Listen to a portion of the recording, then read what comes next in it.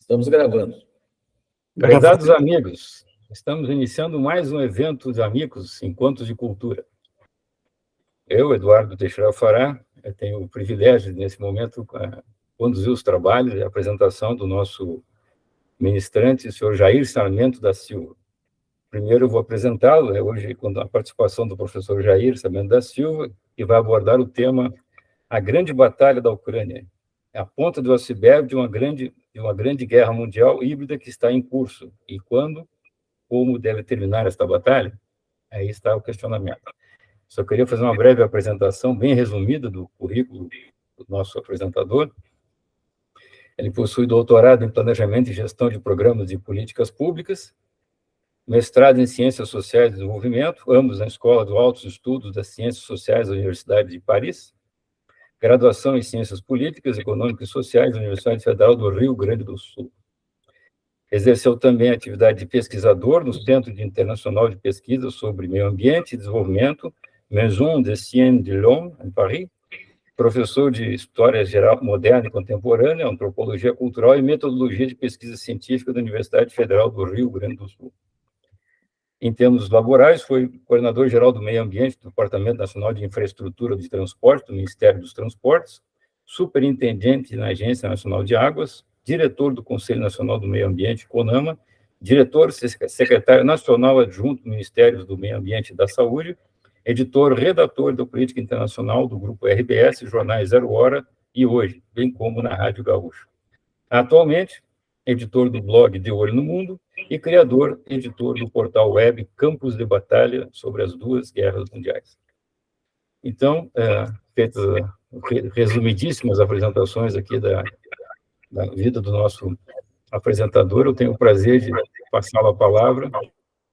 Ao final do evento, da apresentação do professor Jair, a gente vai abrir espaço para as perguntas. Perfeito, Eduardo. Muito obrigado. Grande prazer estar com os amigos, alguns dos quais grandes e velhos amigos de bons tempos. Eu lembrava há pouco que nós estivemos juntos há um ano atrás, quase que exatamente um ano atrás, justamente comentando o impacto dessa crise internacional gerada pela invasão russa à Ucrânia, coisa que ocorreu, estivemos juntos no dia 24 de abril do ano passado.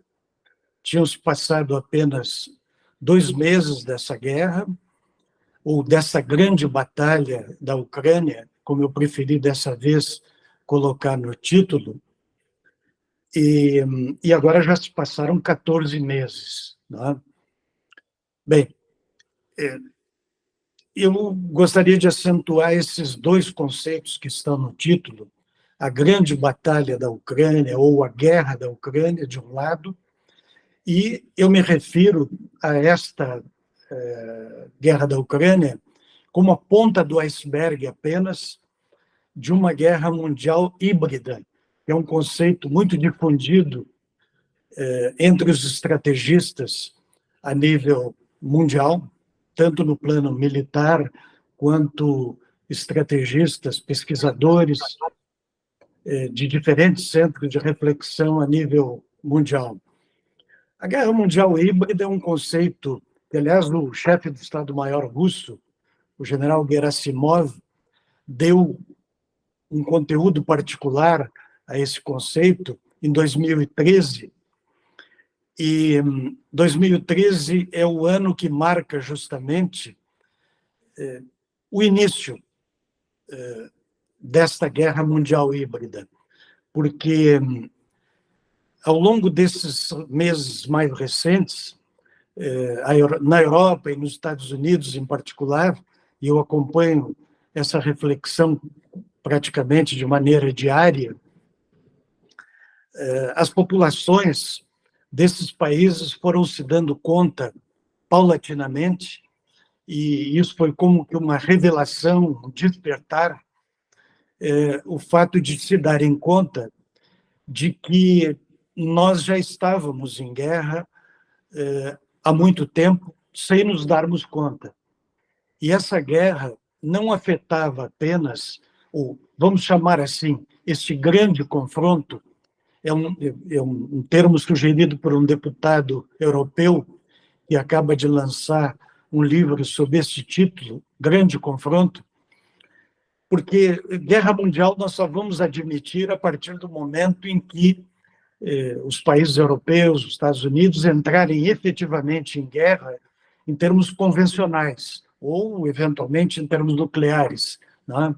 Mas que a guerra é mundial, sobretudo do ponto de vista tecnológico, do ponto de vista informacional, do ponto de vista da guerra eletrônica, da guerra da desinformação, que é uma guerra, como você sabe, como todos nós sabemos, um aspecto da guerra que pode ser absolutamente determinante em qualquer guerra, no sentido de vencê-la antes mesmo de que ela comece, o aspecto informacional, né? O aspecto, digamos assim, da cabeça das pessoas, né? De como as pessoas se deixam influenciar pela propaganda, pela manipulação da informação, e do quanto isso leva a diminuir os esforços por parte dos beligerantes. Na verdade, nós temos hoje envolvidos diretamente nesse conflito em torno de 40 países, de maneira absolutamente clara, né? Vocês lembram que não se deu, talvez, uma importância devida, mas nos últimos 9 anos, portanto, desde 2013, 2014, sobretudo em 2014, isso ficou evidente para todo mundo, que uma guerra estava sendo iniciada, uma guerra aparentemente vista como uma guerra muito localizada na Crimeia, que foi ocupada por tropas russas disfarçadas, né?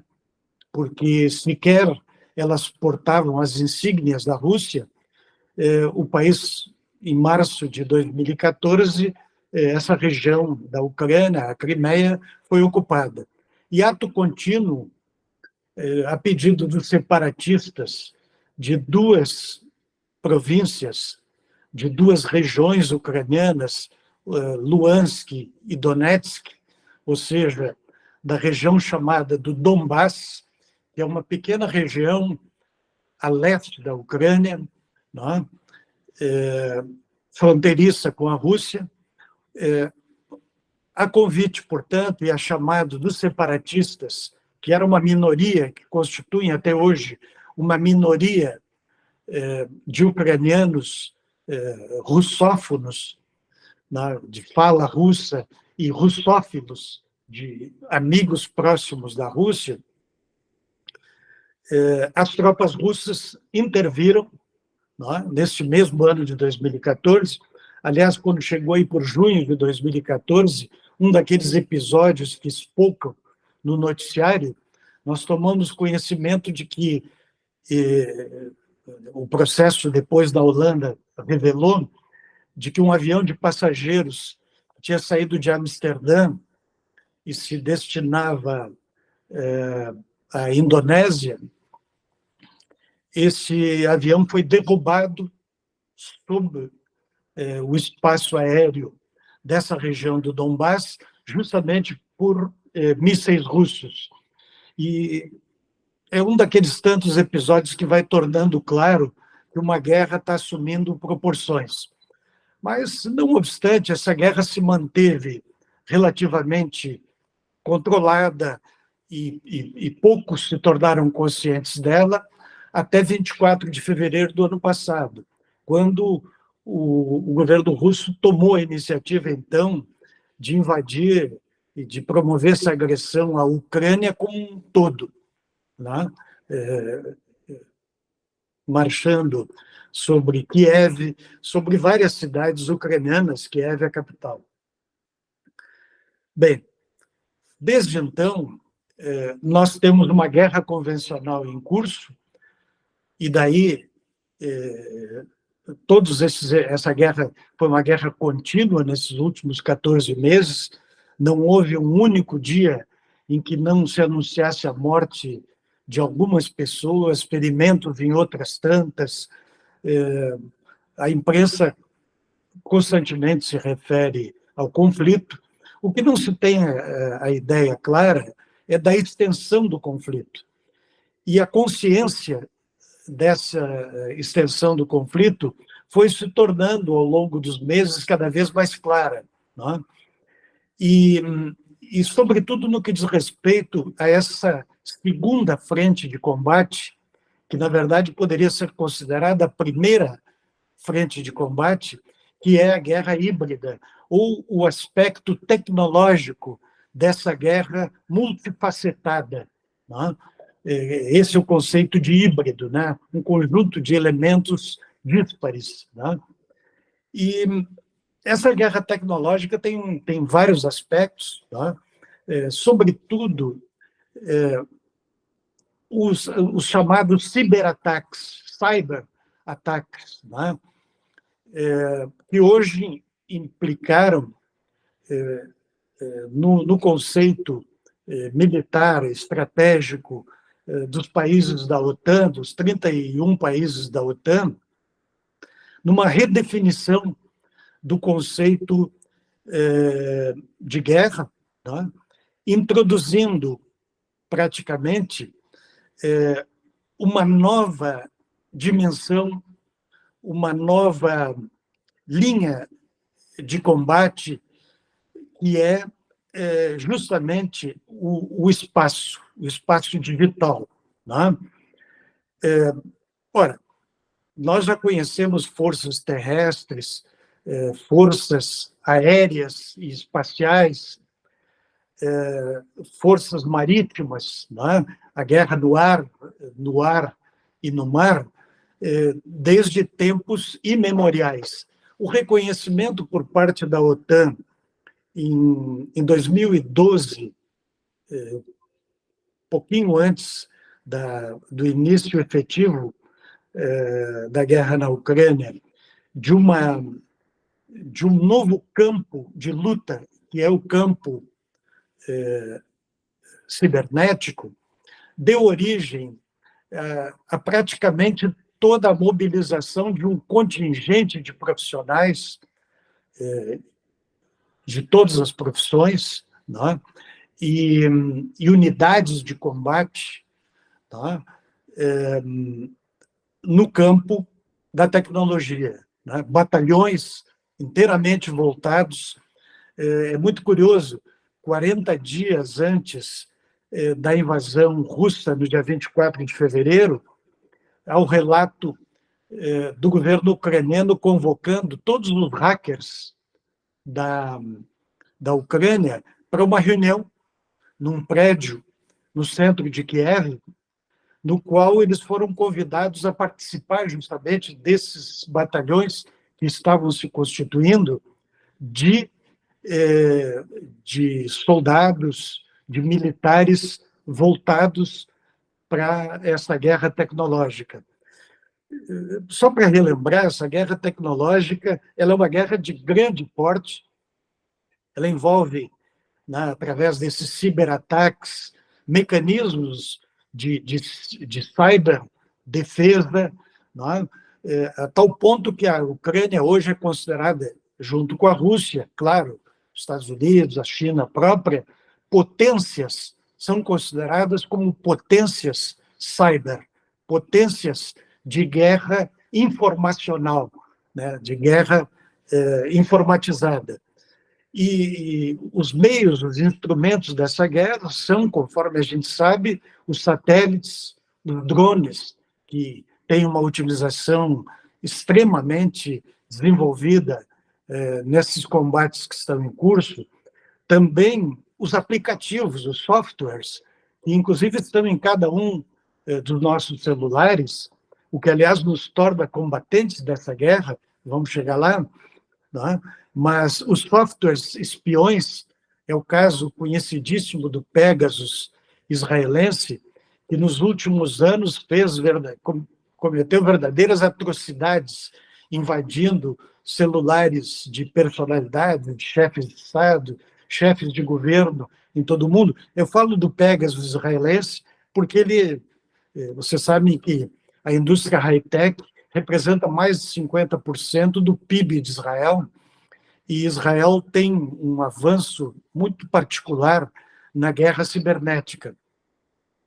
Mas os instrumentos tecnológicos são apenas uma parte da história. Não é? Os conteúdos, a informação propriamente dita, essa informação que é manipulada no dia a dia pela desinformação, pela intoxicação informacional que se procura desenvolver com vistas a diminuir o moral dos beligerantes, e quando eu falo dos beligerantes, eu falo na população de todos esses países que estão envolvidos, são 27 países da União Europeia, né?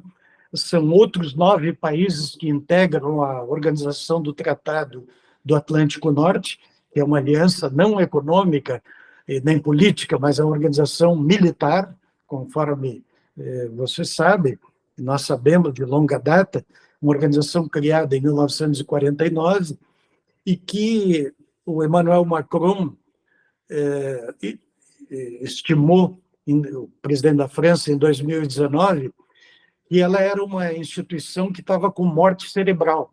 Já se falava muito pouco da OTAN, ela era uma organização criada pelos países ocidentais para se defender, sobretudo da ameaça representada pelo regime soviético, e, em consequência, ela foi criada em 49, e em 55 os russos tinham criado o Pacto de Varsóvia. Não é? Este Pacto de Varsóvia se extinguiu com o fim da União Soviética em 1991, não é? Mas a OTAN continua existindo. Muita gente achando que o perigo russo tinha desaparecido e que alguns chegaram à conclusão, recentemente, como o Macron, que teria a OTAN entrado em morte cerebral. E eu me refiro a isso porque, muito provavelmente, essa foi uma das motivações do Putin para fazer a agressão à Ucrânia. É claro que ele raciocinou com um número infinito de variáveis, que a gente até poderia levantar algumas delas agora. Por que ele se encorajou a atacar a Ucrânia? É claro, ele se encorajou a atacar a Ucrânia porque a Ucrânia representava 44 milhões de pessoas, 600 mil quilômetros quadrados, uma das regiões mais ricas da antiga União Soviética, um grande estrategista de origem polonesa, Zbigniew Brzezinski, que foi o estrategista, o Henry Kissinger, do ex-presidente americano Carter, escreveu em 1997 que sem a Ucrânia, a Rússia seria uma potência média, seria uma potência regional, nunca mais voltaria a ser uma superpotência. Claro que o Putin leu esse livro, mas ele não precisava ler esse livro, porque, na verdade, o objetivo dele, desde que ele assumiu o poder na Rússia, no ano 2000, foi, e isso se mostrou a cada ano uma verdade, ele pretendeu sempre reconstruir o Império Russo, não é? Recolonizar a Ucrânia. Não é? Chegou-se a dizer que essa invasão da Ucrânia tinha as características de uma guerra colonial. Outros disseram, não, isso é uma guerra nova, para buscar uma nova colônia, uma guerra neocolonial. Eu acho que o termo talvez mais apropriado seja uma guerra de recolonização, porque ele tenta, na verdade, transformar a Ucrânia, que foi uma colônia russa, sob a etiqueta, entre aspas, sob a forma de uma república soviética, né? Na verdade, ele tenta retomar um país que se tornou independente numa era nova em que o povo da Ucrânia, naturalmente, não está nem de longe predisposto para voltar a uma submissão ao Império Russo que durou, na verdade, cerca de 300 anos. Tá? Bem, então, tentando ressituar, nós temos todos esses antecedentes a que eu me referi de maneira esparsa, né? Voltando um pouco no tempo, o Império Russo, nós sabemos, durou desde o século XVII, né? Com Pedro o Grande. Ele veio até 1917 com a Revolução Russa, né? Foram mais de 2 séculos de império. O Império Soviético, sob forma do regime comunista russo, ele se desenvolveu durante mais de 70 anos, entre 1917 até a queda do muro, em 89, e até o fim da União Soviética, em 91. Né?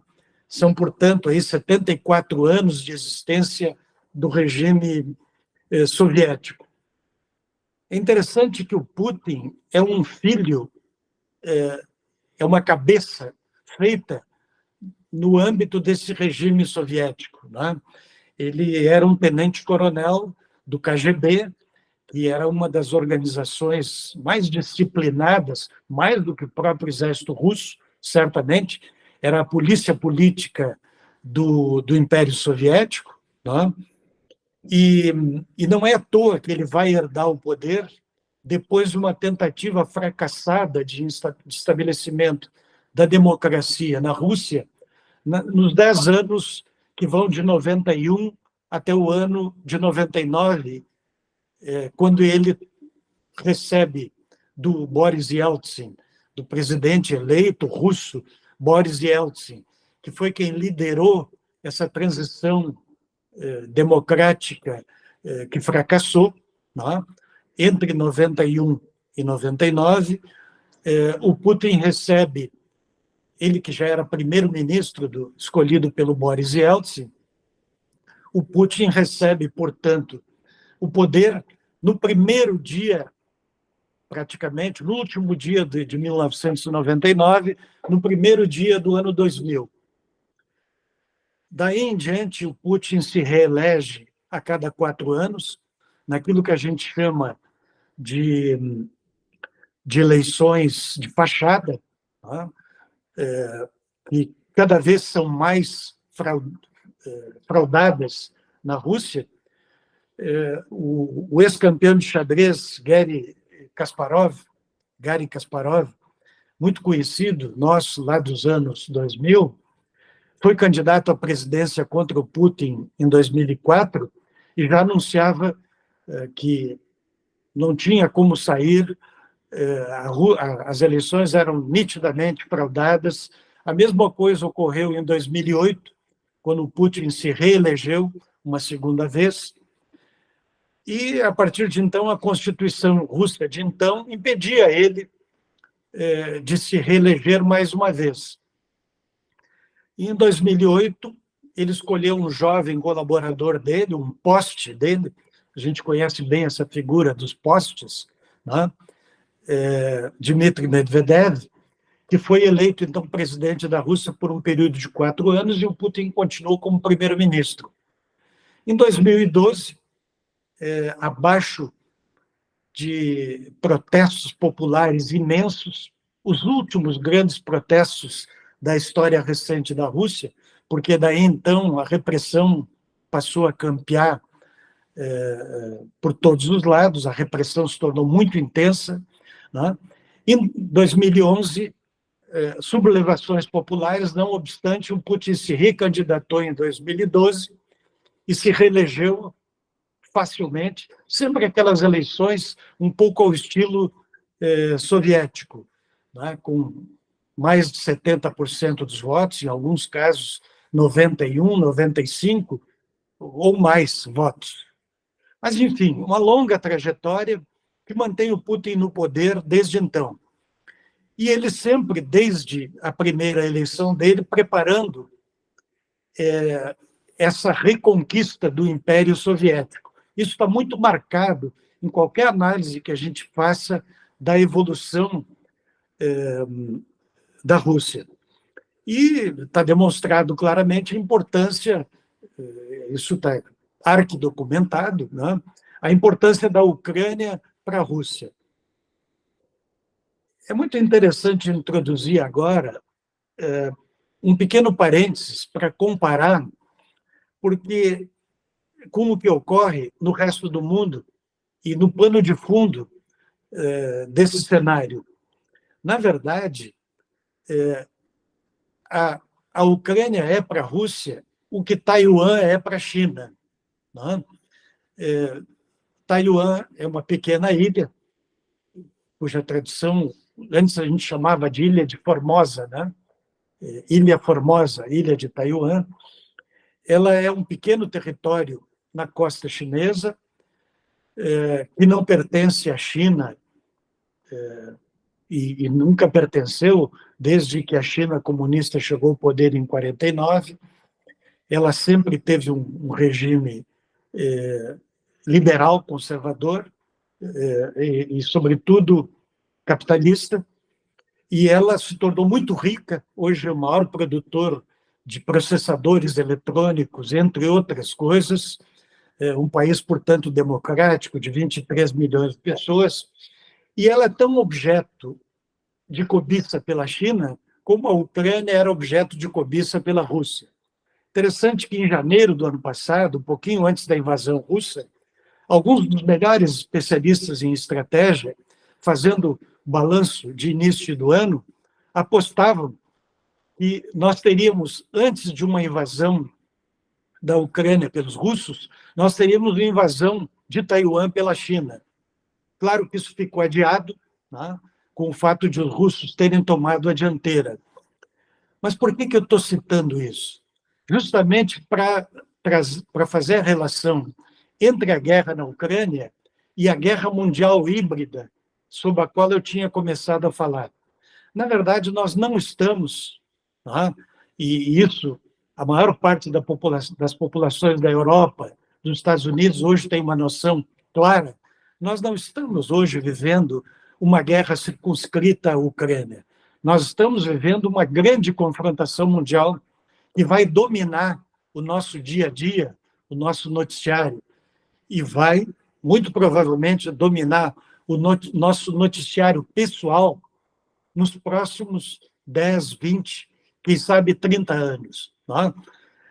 Nós apenas tivemos, em 24 de fevereiro do ano passado, o desencadeamento da formação de dois grandes blocos, como nós tínhamos na época da Guerra Fria, até 1991. Nós tínhamos o bloco soviético e o bloco ocidental.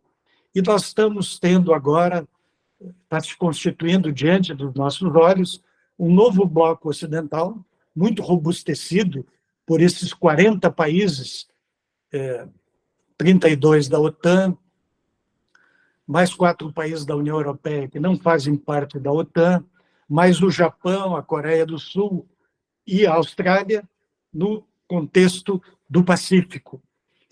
No que diz respeito à Ásia-Pacífico, onde se situa a China, obviamente, é um país isolado, né? Com exceção da Coreia do Norte, que é um país relativamente insignificante, apesar do risco militar que ela representa, localizado, né? A China é um país isolado, um país que imprime medo ao restante da Ásia, mesmo a países que até hoje têm estrutura comunista, como é o caso do Vietnã, ou do Laos, né? Camboja, a quase totalidade dos países asiáticos vê a China com muito temor. Tá?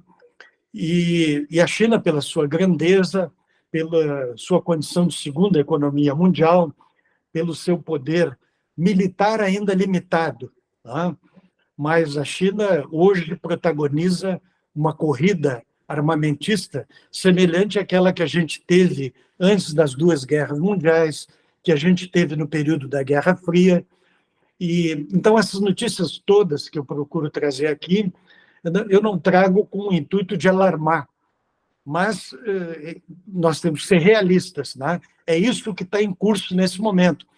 E nesses últimos 12 meses, depois do nosso último encontro, isso ficou mais evidente do que nunca, né? Nós já falávamos em abril do ano passado que o mundo tinha dado uma guinada, que o mundo tinha sofrido uma reviravolta, né? No dia 24 de fevereiro do ano passado, que não era um evento qualquer, que era um evento de uma periculosidade muito superior ao próprio episódio do 11 de agosto, perdão, do 11 de setembro, das Torres Gêmeas, tá? E era, sem dúvida, a maior virada do século XXI. E o que nós temos hoje? Nós temos países que têm um PIB superior a 50% do PIB mundial, que são os países ocidentais, né? Primeira economia mundial, Estados Unidos, segunda economia mundial, o conjunto da União Europeia, no mesmo plano da economia chinesa, né? Os russos, vocês devem ter observado as votações na ONU, muito poucos países apoiam a Rússia, né? Se conta nos dedos de uma mão, e países assim do estilo Cuba, Nicarágua, que são países que pararam no tempo, né? E a velha solidariedade anti-imperialista, aquele linguajar antigo do século XX. Mas nós temos também, no chamado Sul Global, e é uma terminologia da própria doutrina estratégica russa, o Sul Global, no qual está o Brasil, está também a Índia, por exemplo, né? É muito curioso. A Índia é um país que tem rivalidade muito forte com a China, mas tem uma dependência militar histórica em relação ao armamento russo, e é um país que, nitidamente, alguns lembrarão da política externa mundial, lá dos anos 50, sob o governo de Nehru, por exemplo, foi um símbolo dos países não alinhados. A Índia sempre teve uma... Índia que hoje é um país que tem uma população semelhante à da China, né? Mais de 1 bilhão de habitantes, é uma força estratégica extraordinária, mas a Índia tem essa tradição de não alinhamento. E hoje o Sul Global, ao contrário de outros tempos, ao invés de ele ser não alinhado, o Sul Global, por questão de oportunismo, está adotando uma doutrina estratégica diferente, que é o multi-alinhamento. Eu me alinho com quem me oferece vantagens. Então, eu me alinho com a China, até com a Rússia, se necessário for. Muitos países do Sul estão raciocinando assim, e aí vocês não terão dificuldades de identificar com esses países, nós, em grande parte, Brasil, não é? Esse multi-alinhamento e a aliança tradicional com os países ocidentais. Tá? Bem, a Índia é, portanto, um desses países. Note-se que ela tem uma rivalidade, disputas territoriais no Himalaia, disputa de fronteira com a China, ela tem um grande temor em relação à China, mas, ao mesmo tempo, ela negocia com a China e até com a Rússia. Nós falávamos da questão de armamento. Elas têm optado pela abstenção em votações nas Nações Unidas. Elas não são favoráveis à Rússia, nem contrárias. Tá? A China tem esse namoro com a Rússia, que vem de uma proximidade muito grande, inclusive pessoal do Xi Jinping com o Putin. Eles já tiveram desde que o Xi Jinping, em 2012, vejam como os anos sempre voltam a esses anos em que praticamente o conflito começou. 2012, 2013, 2014. 2012, a chegada do Xi Jinping ao poder da China. 2013, caracterização dessa doutrina estratégico-militar russa, do general Gerasimov, da guerra híbrida, né, contra o Ocidente. E 2014, as cartas na mesa colocadas pelos russos com a invasão da Ucrânia, desencadeando, portanto, as sanções ocidentais contra a Rússia, que não foram tão eficazes, né? Por isso, muita gente não acreditava que as novas sanções de fevereiro do ano passado também não fossem eficazes, e elas acabaram não sendo eficazes ao longo de todo o ano passado. Mas é interessante observar uma coisa.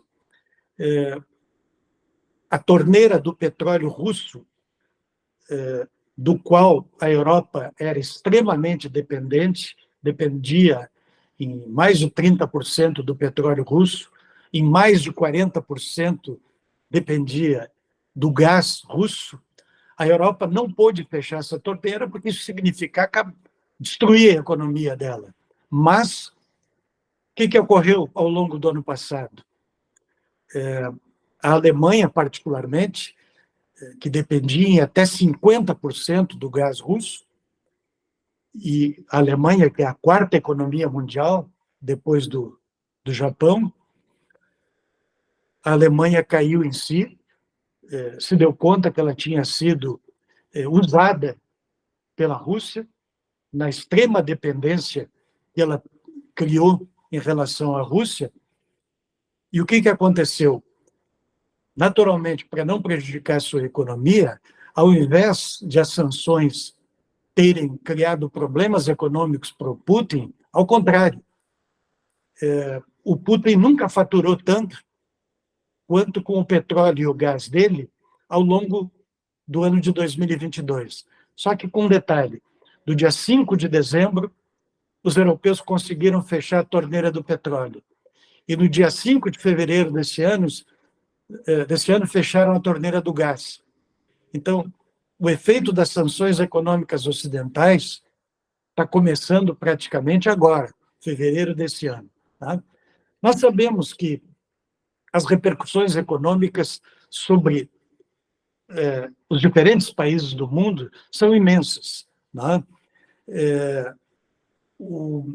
A economia mundial teve que se metamorfosear, teve que se transformar brutalmente ao longo desse ano passado. Claro que nós teríamos que falar 12, 14 horas seguidas só sobre o que aconteceu com a economia mundial. A mesma coisa vale para as mudanças do ponto de vista geopolítico, do ponto de vista da política internacional. Mas, resumindo, o que nós temos hoje? Nós temos uma China que, de certa forma, encorajou os russos. Lembram vocês que em fevereiro do ano passado, no início de fevereiro, poucos dias antes da invasão russa, o Putin se encontrou em Pequim com o Xi Jinping, né? E selaram ali aquilo que eles chamaram de uma amizade sem limites. Não foi uma aliança, muito menos uma aliança militar, muito menos, na terminologia diplomática internacional, uma aliança de assistência mútua, que levaria um país a ir ao socorro do outro, ou entrar em guerra junto para defender o outro. Eles caracterizaram apenas como algo bem suave, bem soft, uma aliança sem limites, e pode se tornar uma coisa retórica apenas. Por quê? Porque, sem dúvida, a China precisa alimentar 1,5 bilhão de habitantes. A Rússia tem 1/10 parte disso. Tem 150, 143 milhões de habitantes. Então, a China é uma coisa totalmente à parte. E a economia chinesa depende, em praticamente 2/3, do mercado que ela tem com os Estados Unidos, 1/3 do mercado dela, e 1/3 com a Europa. Então, se ela contrariar flagrantemente os interesses americanos e europeus, portanto, os interesses do odiado mundo ocidental,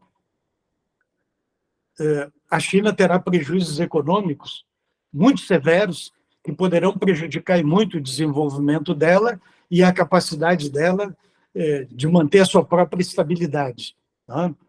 Então, a China, hoje, praticamente todos os satélites espiões pelo mundo estão de olho nos movimentos da China para que ela não forneça armas à Rússia. Tá? Então, quem fornece hoje armas à Rússia são armas estocadas do tempo soviético, a Coreia do Norte. Algumas dessas armas nem se sabe bem se elas funcionam ainda ou não. Aqueles drones iranianos feitos a golpe de martelo, né? Mas que causam mortes de crianças, de pessoas idosas, de cidadãos ucranianos. Né? E não há muito mais, além desses países, que forneçam armas aos russos. Isso leva a crer, isso levou os ocidentais a crer, ocidentais que estão oferecendo as suas melhores armas, né? Armas típicas do século XXI. Você lembra que não foi sempre assim, né? Quando a invasão da Ucrânia começou, a invasão russa da Ucrânia começou, os ucranianos só recebiam do mundo ocidental armas individuais, até porque os ocidentais temiam, como quase todo o mundo, que a Ucrânia caísse em uma semana ou em 10 dias, e quaisquer armas que eles fornecessem poderia cair em mãos dos russos. Tanto que o Biden, o governo americano, ofereceu, nos 2 primeiros dias, para quem acompanhou isso de perto, ofereceu segurança ao Zelensky para tirá-lo da Ucrânia. Foi quando o Zelensky proferiu aquela resposta que se tornou famosa, né? Não, muito obrigado, presidente. Eu não quero um táxi, eu quero armas e munições para resistir. E daí em diante se instaurou esse processo de suprimento de armas, né, para a Ucrânia. É claro que desde os primeiros dias, os ucranianos receberam bazucas, foguetes portáteis individuais do tipo Javelin, né, que foram extremamente eficientes contra os tanques, as colunas de tanques russos. Nos primeiros dias, eles receberam canhões portáteis também, que foram usados e testados no Afeganistão pelos americanos, do tipo Stinger, né, que derrubam aviões. Né, e isso foi muito útil. Mas talvez mais útil do que isso são coisas que é importante rememorar. O apoio que os ocidentais vinham dando à Ucrânia num período em que a guerra estava esquecida. Porque, repetindo uma vez mais, essa guerra começou em 2014, com a ocupação da Crimeia e com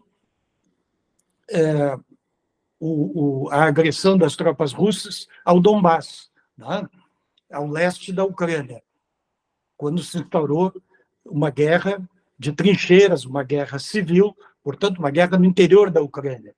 Desde então, o exército ucraniano, na época, era um exército completamente desmoralizado, num país que tinha herdado toda a corrupção histórica da Rússia, um país profundamente corrompido, tanto quanto a Rússia tinha sido antes de a Ucrânia obter a independência dela.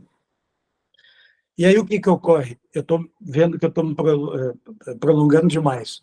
Mas eu, como combinado com o Paulo Regis, nós vamos ter um tempinho agora para perguntas, eu vou terminar em seguida, e deixar para dar um fecho, sobretudo em relação ao como e quando a gente vai conseguir sair dessa batalha da Ucrânia, porque da guerra nós não vamos sair tão cedo, a gente sabe que é uma guerra para 20 ou 30 anos próximos, né? É curioso, porque em relação às guerras anteriores, a Primeira e a Segunda Guerra Mundial, quem tem um conhecimento dessa época, sabe que os países que entraram na Primeira e que entraram na Segunda Guerra Mundial caíram do cavalo, porque todos eles acreditaram que as guerras iam ser curtas. E as guerras foram se prolongando, eles não estavam preparados para as guerras. Né? Hoje, né, a própria Guerra Fria, né, não eram tantos os especialistas, a população em geral não tinha ideia. Ela ia ser uma guerra dura, ainda que fria, entre aspas, né? Ela teve N episódios quentes, mas não se tinha uma ideia do tempo que ela ia durar. Muitos achavam que, a exemplo do Reich alemão, que o Império Russo seria eterno. Né? Aliás, a mitologia russa, soviética, era de que o mundo marchava para o socialismo, né? Em que então bastava cruzar os braços, nós estamos a caminho do nirvana, do paraíso terrestre, do socialismo na ilusão russa, né? Mas, enfim, o socialismo acabou sendo, embora hajam partes teóricas, intelectuais do socialismo que sejam extremamente respeitáveis, o socialismo, tal como ele foi praticado pelos soviéticos, era quase tudo menos socialista, né? Era uma ditadura autoritária e que se tornou profundamente totalitária. Muito disso a gente só ficou sabendo depois. Né?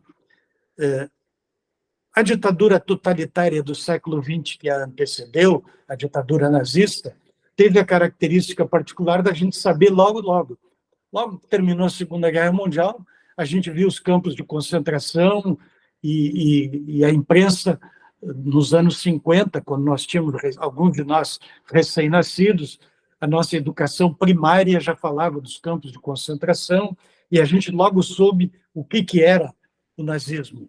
Mas o socialismo soviético, a gente só ficou sabendo tardiamente. Né?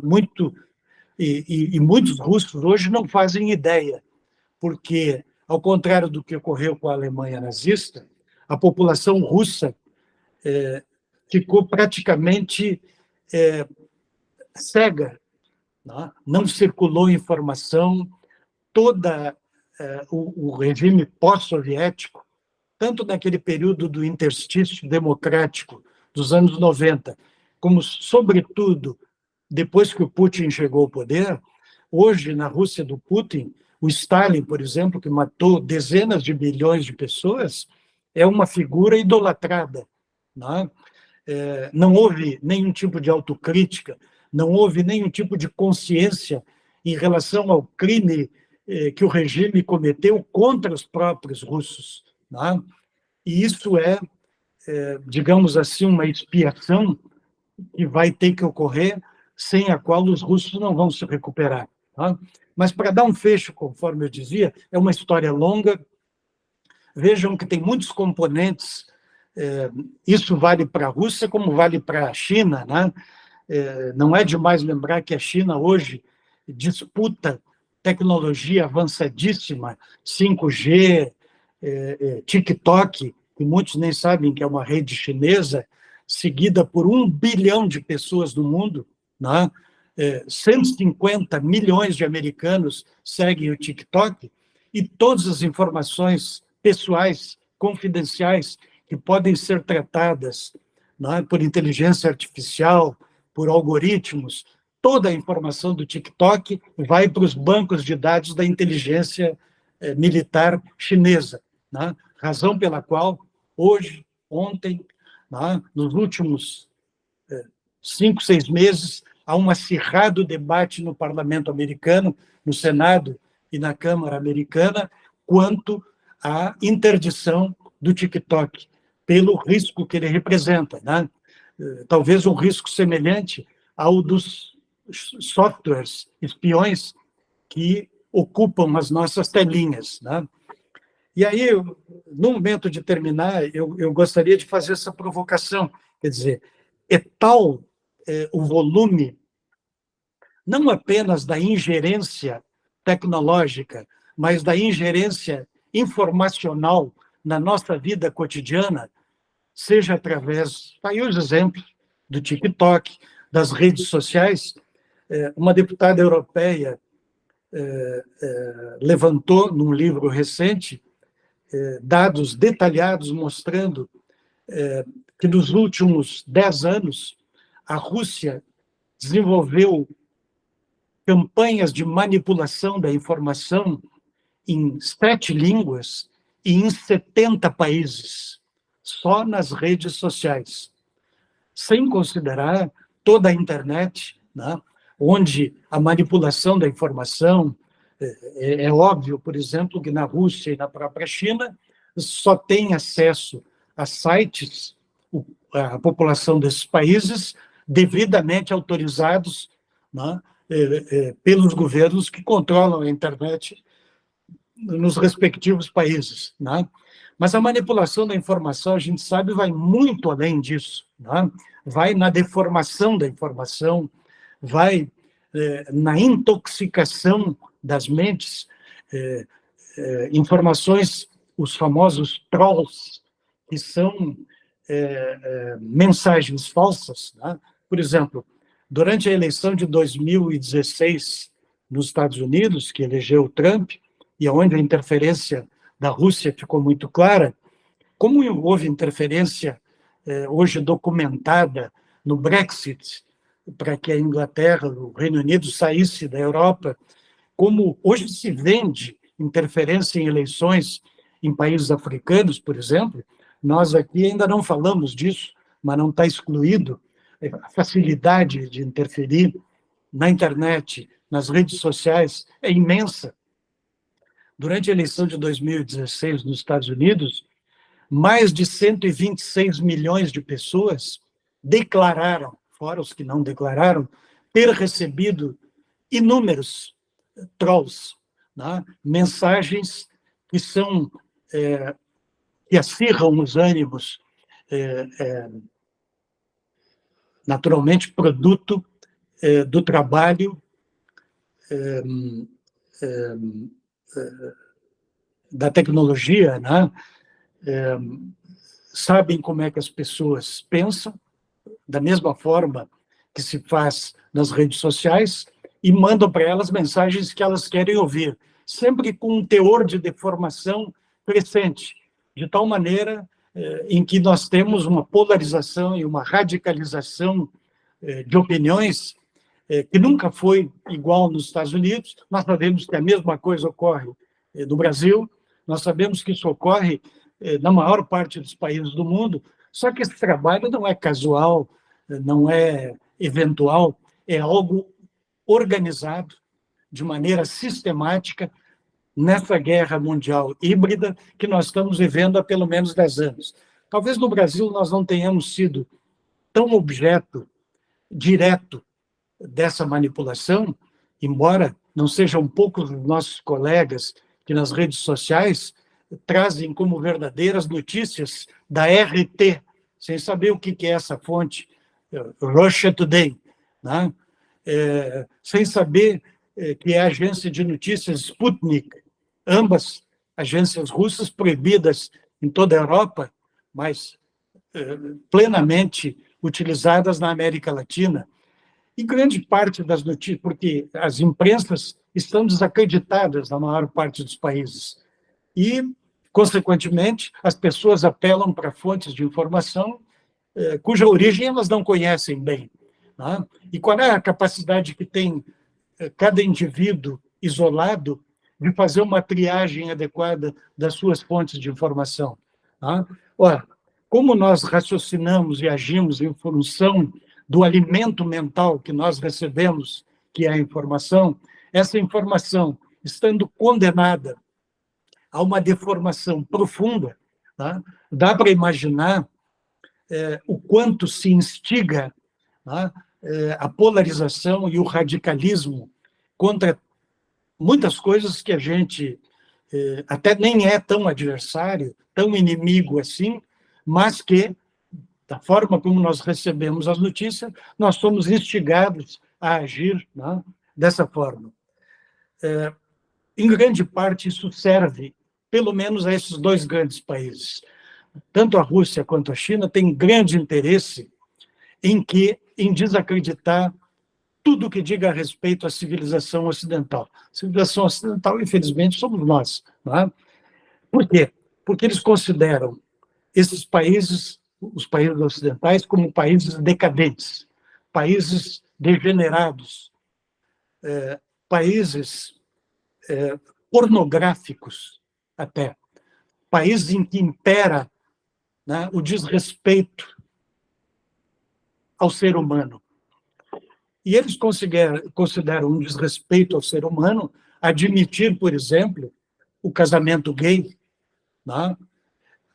Consideram um desrespeito ao ser humano valorizar no mesmo nível as diferentes etnias, né?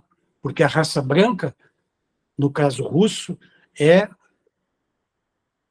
a raça predominante.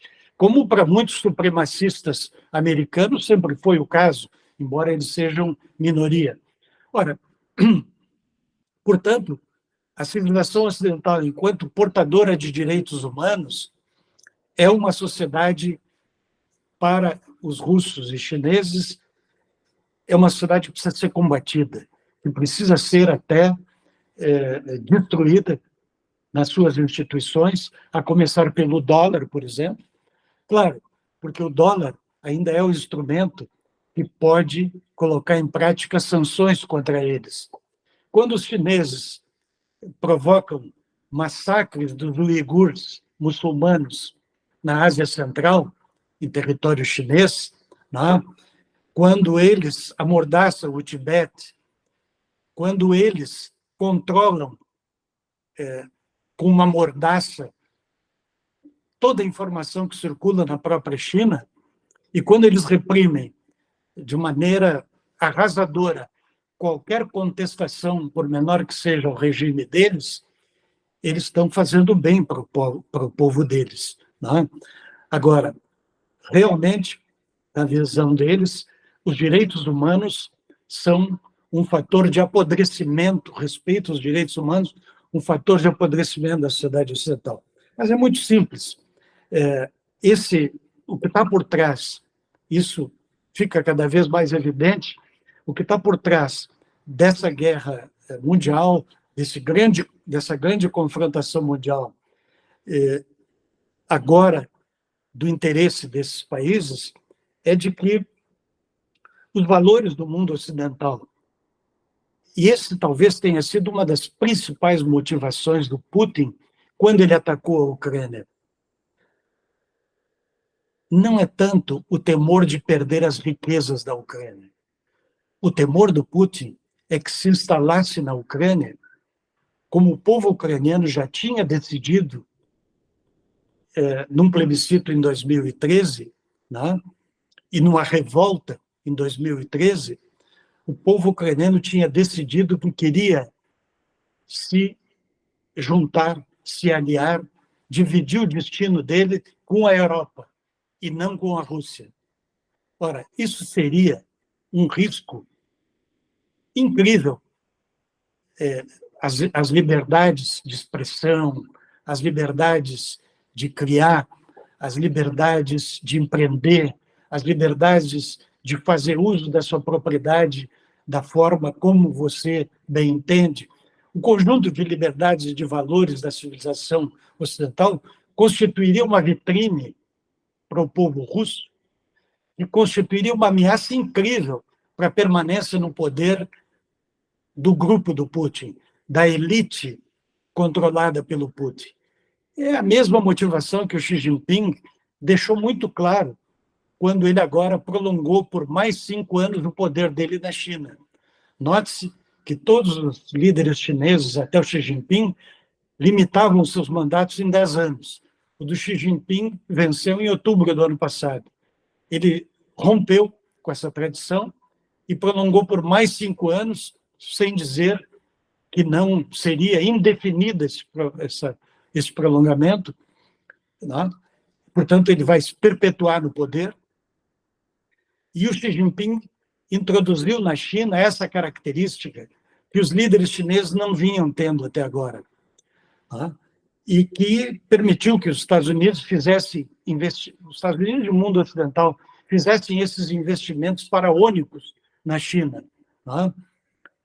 O Xi Jinping, ao contrário dos líderes chineses anteriores, ele é uma cabeça da época maoísta, tá? O pai dele era um colaborador próximo do Mao, e ele chegou ao poder e foi reafirmando, ao longo desses mais de 10 anos de poder dele, a importância, tanto teórica quanto na prática, tá, de concentrar o poder na mão do Partido Comunista da China. Portanto, a China, se tinha algum sonho de abertura político, democrática, isso está cada vez mais sepultado. E isso se traduz no plano externo por uma agressividade contra todos os países que tenham essa liberdade, que tenham pluralismo político, que tenham sistemas baseados no respeito às leis, já que a lei, em países autoritários e em países totalitários, é feita por quem detém o poder. E o poder é assumido de maneira arbitrária, não de acordo com a soberania popular, mas por arbitragem das elites que se sustentam no poder. Então, quer dizer, nós estamos diante aí de uma batalha, de um conjunto de batalhas da Ucrânia, podemos até chamar, entre aspas, de uma guerra da Ucrânia, mas que está inserida numa guerra muito maior, que vai ter desdobramentos muito grandes daqui para frente. É claro que uma derrota russa, que pode ocorrer nessa, eu estou comparando com a Batalha da Normandia, essa batalha que está por ocorrer agora nas próximas semanas, talvez no início de junho, que é a grande contraofensiva da Ucrânia, né? A Ucrânia teve uma contraofensiva que nós tínhamos previsto lá em abril, que ocorreu no início de setembro do ano passado, uma primeira contraofensiva ucraniana.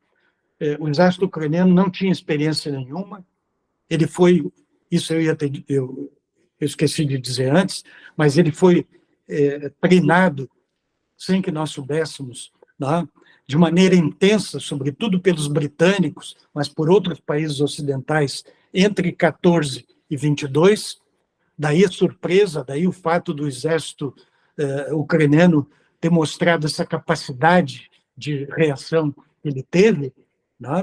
Mas o exército ucraniano só teve uma oportunidade de mostrar competência no contra-ataque. Foi no final de agosto do ano passado, início de setembro, quando ele recuperou 20% do território ocupado pelos russos, né?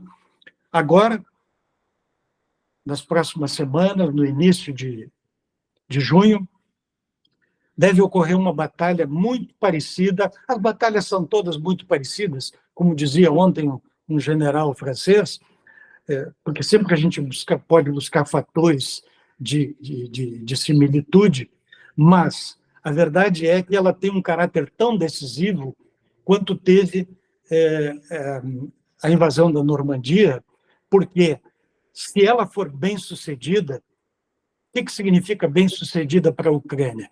Liberar todos os seus territórios.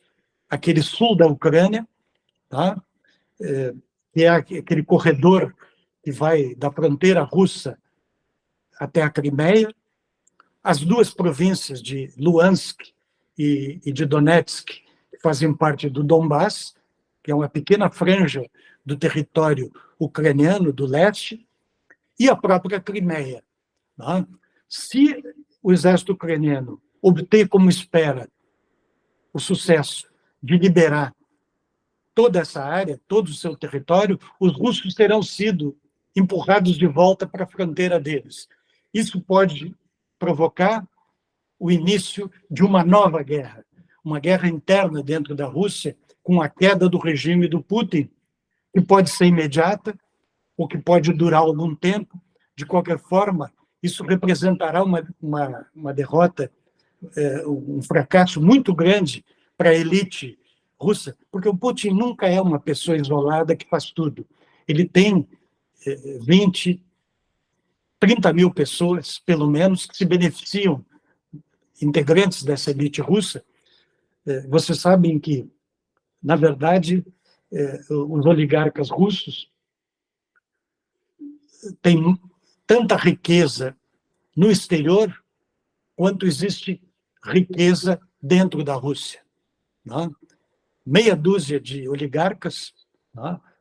Meia dúzia não, mas pode chegar a uma centena ou 2 centenas de oligarcas, por isso que eles ostentam tanta riqueza, eles têm no exterior, e claro, todos levaram dinheiro para o exterior, porque o sistema jurídico russo nunca assegurou uma propriedade privada segura, não? Embora eles tenham distribuído a propriedade do Estado para os seus beneficiários dentro da nomenclatura, né, da classe dominante atual russa. Mas, enfim, os temas são múltiplos. Eu só queria concluir, então, com essas palavras. A guerra está em curso, nós somos parte dela com o nosso celular, né? Já passei de muito, me perdoem, não deixei tempo para as perguntas, mas se houver um tempinho, eu estou disponível. Muito obrigado pela atenção. Tardei a olhar o relógio aqui. Bom, agradecemos a instigante palestra agora e dou espaço para as perguntas. O Paulo Regis já está na fila. Por favor, pode fazer a pergunta, depois o Vladimir. Eu quero parabenizar o Jair Sarmento por essa exposição brilhante. E quero sugerir ao nosso condutor hoje, que está conduzindo a nossa reunião, nós temos uma limitação de tempo. Nós já estamos a 19 horas e 11 minutos. Então, a nossa sugestão e assim nós tivemos a oportunidade de aproveitar o máximo possível a exposição do professor Jair, que foi excelente, mas vamos limitar, então, as perguntas até às 19h30, para não excedermos esses tempos. Se o professor Jair estiver de acordo, inteiramente. Mais uns 15 minutos, tá bem? Inteiramente, com as minhas desculpas por ter me estendido demais. Não, tranquilo, tranquilo. Então, a nossa sugestão ao nosso condutor aqui, que é o Eduardo Fará. Então, Vladimir, pode iniciar com a sua pergunta, inicialmente? Eu até acrescento a fala de Paulo Regis, que sejam efetuadas daí todas as perguntas, né? E que Jair faça abordagem em conjunto para que otimizemos o tempo. Bom, o Jair, né, é um amigo de longa data, né? E por incrível que pareça, né, o ano passado nós reencontramos de modo virtual, após uns 20 anos, mais ou menos, sem termos contato. Mas eu conheço a capacidade do Jair e percebo que ela aumentou ainda. O Jair nos fez uma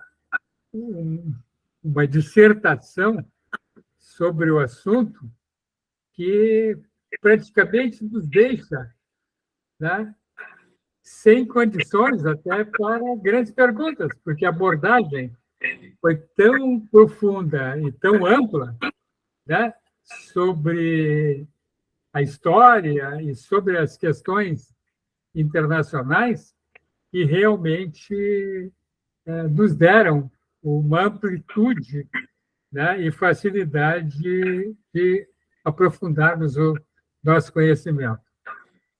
Mas eu percebo, né, que as tuas considerações finais, né, tu parece que, na realidade, o grande mote do Putin, né, era justamente evitar a ocidentalização da Ucrânia, né, porque Os outros motivos que eu sempre ouvi me pareceram muito pífios, né? Teve uma abordagem do próprio Putin que eu li há algum tempo, que ele teria dito que a liberação da Ucrânia pelo Lenin teria sido alguma coisa artificial, né?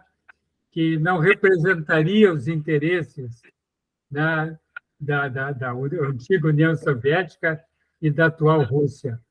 Então, mas são abordagens, né, que elas têm um conteúdo que é apenas explicativo, mas, na realidade, eu também eu entendo que a maneira que tu enfocasse ao final, que para evitar a ocidentalização, seria a resposta mais efetiva de parte dele. Por quê? Porque a adoção, né, a forma como ele fez o marketing dessa ocupação, né, e ele tendo o controle da mídia, ele mostrava e mostra na Rússia o que ele quer. Né? Então, mas, de qualquer forma, né, pelas redes sociais também que são contra ele, né, se percebe lá também movimentos, né, que ele impede que tenham para que a coisa tenha algum fim. De outro lado também, né, essa questão de fim, ele, quando iniciou a tentativa da tomada da Ucrânia, ou retomada da Ucrânia, ele tinha percepção, e tu abordasse, de que isso aí seria coisa rapidinha, né? 1 mês, 2, e está acabado. Né? Como os russos fizeram em 79 no Afeganistão, menos de uma semana. Todos os cálculos eram de 3, 4 dias, eles dariam um passeio e seriam recebidos pelo povo ucraniano com flores. Né? Sim. Essa era a expectativa. E, de outro lado, né, está a expectativa dele. O Europa e os Estados Unidos entenderam no início que as sanções econômicas, né, poderiam fazer com que o Putin cessasse. Seriam dissuasórias, né? Dissuasórias. Então, mas realmente, como tu abordasse, não chegou ao fim. Agora, eu não tinha esses detalhes que tu trouxeste, né, de que o caso do gás e do petróleo, que está tendo um finalmente para a Rússia, em termos de fornecimento, o que isso aí realmente pode e certamente fará grandes estragos na economia russa. Né? Então, como a gente já está um pouco distante, né, eu percebo que a tua abordagem, né, nos deu uma capacidade de conhecimento muito ampla. Né? Quero mais uma vez te agradecer, que é sempre ótimo te ouvir. Né? Eu me lembro aqui agora do passado, né, da nossa convivência, que tu conversavas muito sobre essas questões internacionais com meu falecido pai, né? Visão ainda, né? E você, tu e o velho ficavam conversando. Tá? E também, antes de encerrar, fiquei contente aqui, né? Não apareceu, só tem a foto, de ver que a Caroline também, né? A filha está presente aqui na palestra. Um forte abraço, Jair. Ela que é especialista justamente em relações internacionais. Que legal. Também não vi a foto dela aqui no vídeo, mas fico contente. Agradeço a participação um do grande Vladimir. abraço. Um abraço. Agradeço a participação do Vladimir e passo a palavra, então, ao segundo na lista, que é o Marcelo Cabeda. Professor Jair, eu tenho 8 perguntas. Eu peço o seu e-mail e o direito de lhe pedir uma possível resposta. Eu não vou usar o momento agora, porque ficou muito complexo aqui para mim. Posso te interromper um segundo, então? Porque você ensejou uma coisa que eu estava me propondo. Se vocês tiverem como anotar, ou pedir ao Paulo Regis que transmita para vocês o meu WhatsApp, né? Acho que a gente até se comunica melhor com o WhatsApp, ou o e-mail. Eu tenho o maior prazer. Eu só não prometo responder no mesmo dia. Mas como eu trabalho com geopolítica, né, diariamente, muitas horas por dia, o Vladimir muitas vezes me dirige perguntas. Até poderia repassar para vocês, que é muito oportuno, a última pergunta que o Vladimir me fez e a resposta que eu dei a ele. Todos vocês não precisam se interessar de maneira permanente por esse assunto. Quando tiverem uma pergunta, nós somos amigos, né? Me escrevam, e eu posso ter até uma resposta já pronta, porque eu costumo responder isso para artigos que eu escrevo, publicações, livro que eu estou escrevendo. Então, não teria. Hoje é muito fácil a gente juntar isso e mandar a resposta, né? Então, o meu telefone é 51, Porto Alegre, mesmo quando eu passo metade do ano na Itália, mas mesmo quando eu estou fora, esse telefone está sintonizado. 51-992 1629 92. E o e-mail também está à disposição, é Jair Sarmento, uma palavra só, @gmail.com. Então, para dizer a vocês que, como esse tema tem muitos desdobramentos, né, eu estou vendo algumas colocações e vou tentar, então, dar um fecho de responder a todas, como nós temos pouco tempo, de responder perguntas que forem levantadas numa resposta só.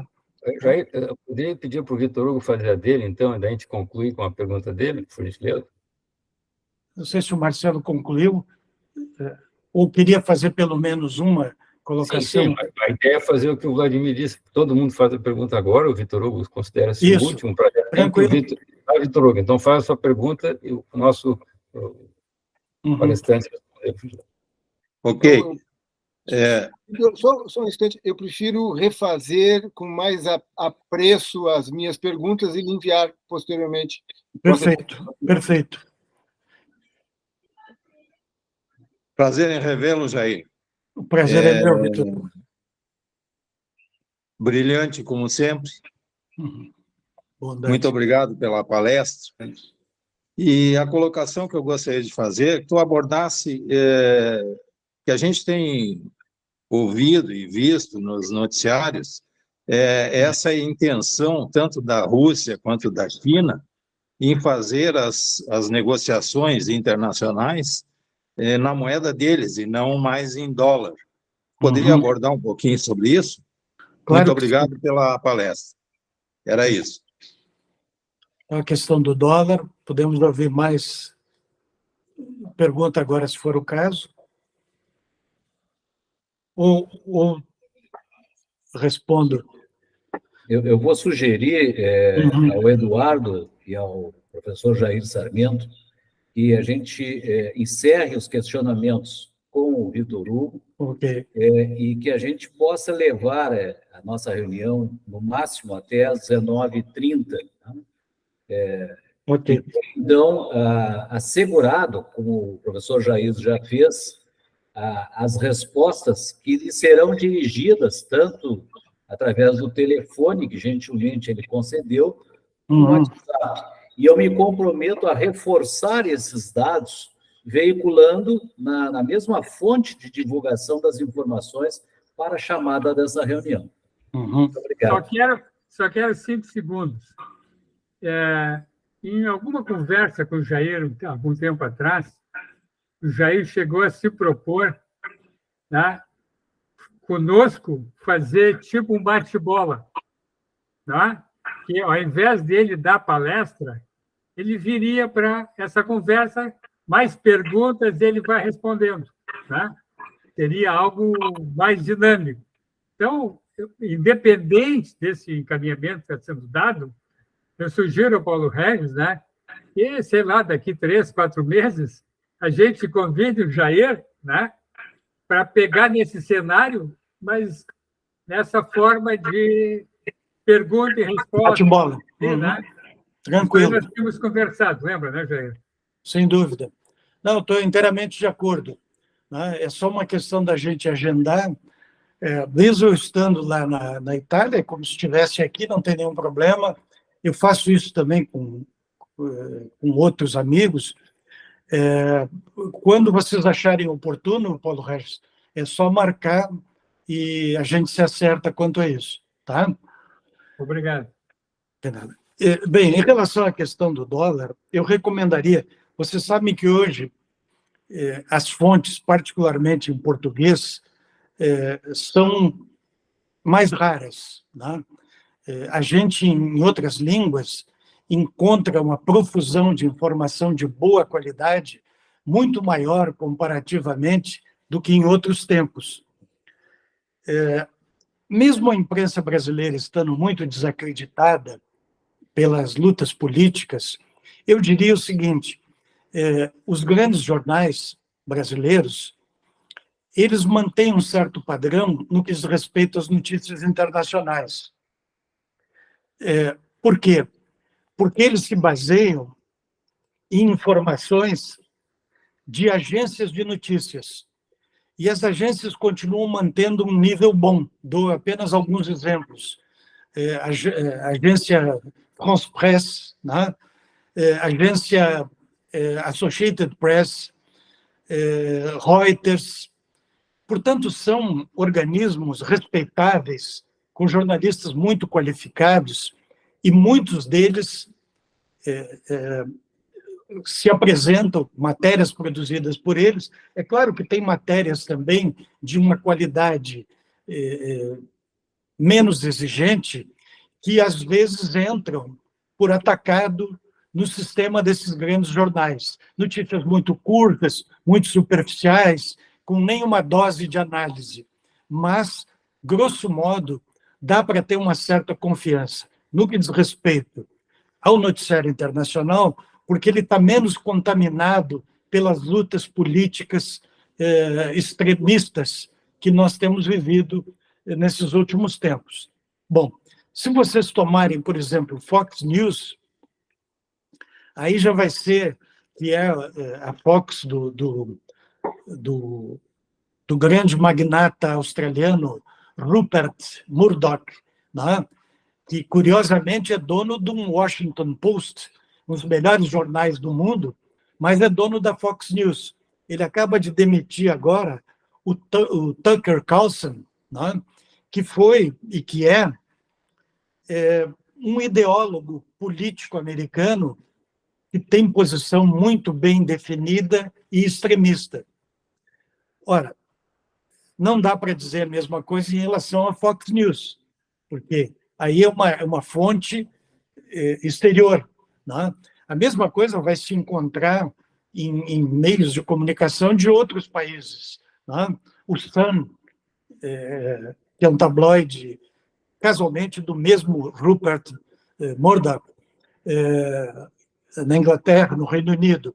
Bom, no que diz respeito ao Brasil, então, fontes. Uma outra questão ligada à fonte, que é bom a gente, claro, todos vocês, acho que todos nós procuramos ver, avaliar a qualidade de uma fonte e procuramos repetir quando a gente vê que é uma fonte densa de qualidade. Mas, por exemplo, há um rapaz na internet, é uma pena que parece que ele, às vezes, reserva muitos comentários dele para, digamos, depoimentos pagos. É normal. Mas tem alguns depoimentos dele, inclusive sobre o dólar, Vitor Hugo. O nome dele é Fernando Ulrich. Não sei se vocês já viram. Mas ele tem um comentário recente, de algumas semanas atrás, de caráter excepcional sobre o dólar, que coincide com as minhas melhores fontes de informação. Ou seja, o que ele diz? Na verdade, apesar de alguns exageros cometidos aqui e ali, na verdade, a ameaça ao dólar como moeda não quer dizer que a gente deva endeusar o dólar, nem endeusar os Estados Unidos. É que hoje o dólar é uma moeda a serviço de um país que tem compromissos com a liberdade, com a democracia, com valores fundamentais. Entende? E o yuan não é sequer uma moeda conversível. Quer dizer, vem a pergunta, como é que o agro brasileiro e gaúcho vai aceitar pagamento em yuan que o nosso presidente se comprometeu na China, e depois a moeda não é conversível, né? Tendo nós, como temos, um enorme superávit em relação ao nosso comércio com a China, né? Vamos ter que mendigar que alguém troque esses yuans para nós. Quer dizer, é uma moeda, por não ter a conversibilidade adequada, ou seja, o dólar, a qualquer momento, tu tem dólar em qualquer lugar do mundo, tu resolve fazer uma operação, ele converte na hora para qualquer moeda. Não ocorre a mesma coisa com o yuan, né? E com outras moedas. Bom, agora, na previsão muito acertada de vários especialistas, inclusive do Fernando Rich,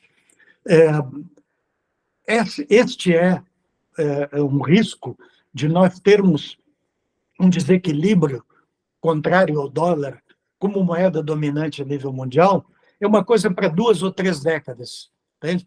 Muito provavelmente, esse conflito com a China já vai estar resolvido, né?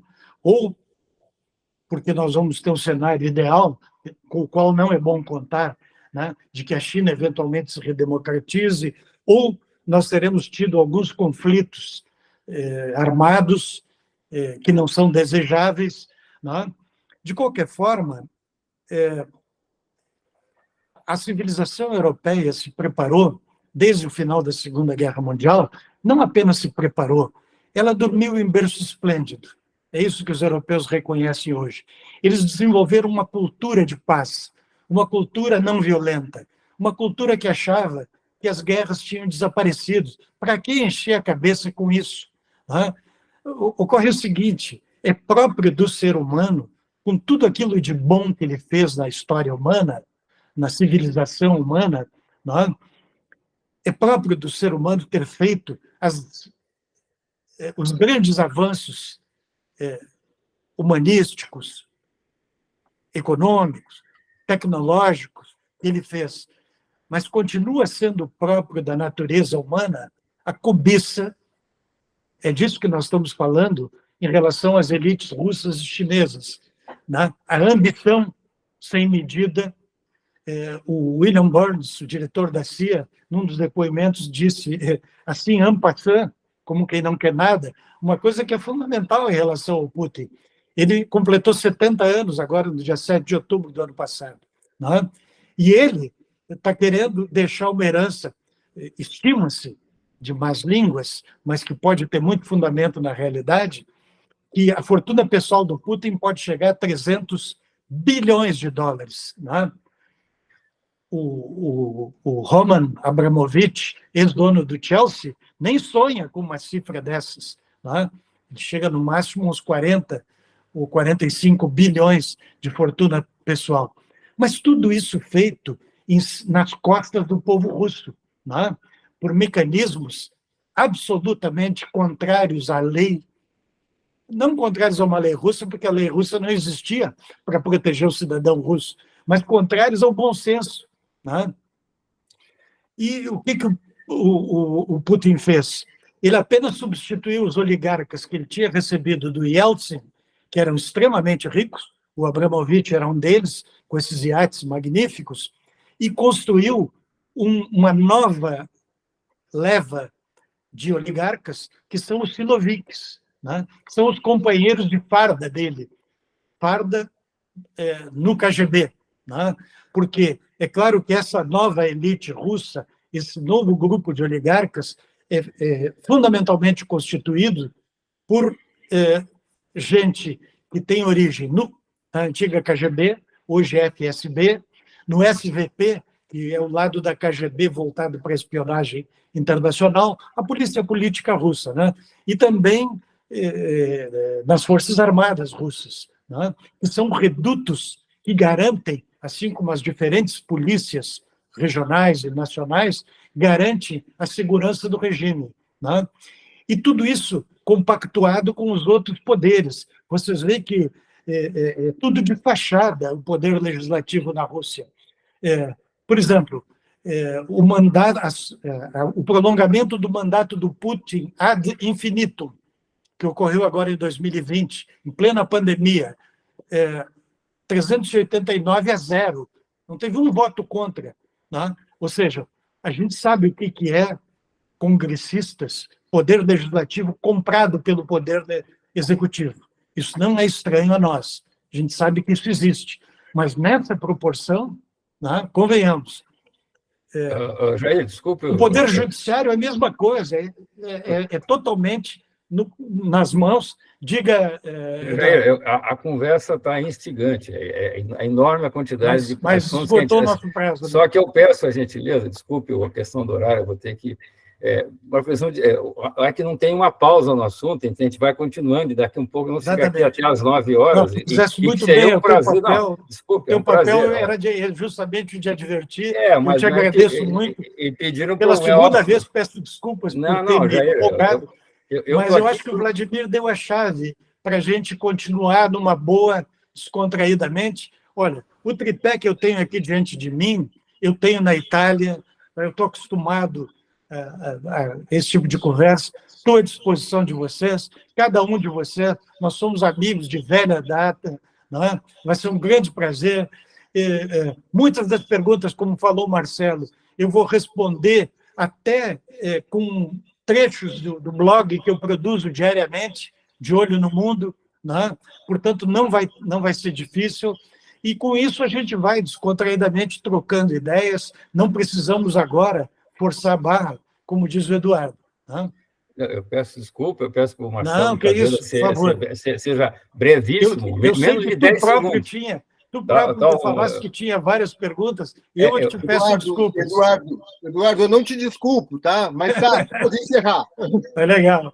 Tá bom, pessoal, então eu queria dizer que encaminhar por causa do adiantado da hora, esse belíssima e instigante palestra do nosso professor Jair Sarmento da Silva, que contribuiu aqui, já deu o seu telefone, seu e-mail, então vamos já programar um próximo encontro para debates, que pode não ser gravado eventualmente. Então, eu gostaria, brevemente, nós vamos informar os nossos próximos encontros de maio e por assim adiante. Eu gostaria de agradecer a participação de todos e ao privilégio de tentar coordenar aqui, na verdade, de pessoas que são muito instigantes nas nossas conversas também. A conversa do nosso amigo, eu estou preso aqui na conversa. Parabéns, doutor professor Jair. As que eu tinha para fazer, eu faço depois outra hora, não vou fazer mais nenhuma. Agradeço, então, dizemos que nossos trabalhos estão encerrados. Desejamos a todos uma boa noite, saúde a todos, e que o Jair possa, não Jair, mas voltar, né? E estar conosco novamente. Agradeço ao Vladimir pela amizade que tem com ele, os outros que saíram mais cedo por seus compromissos, e, lamentavelmente, peço desculpa por nós termos interrompido esse momento. Muito obrigado. Eu que agradeço, um abraço a vocês todos.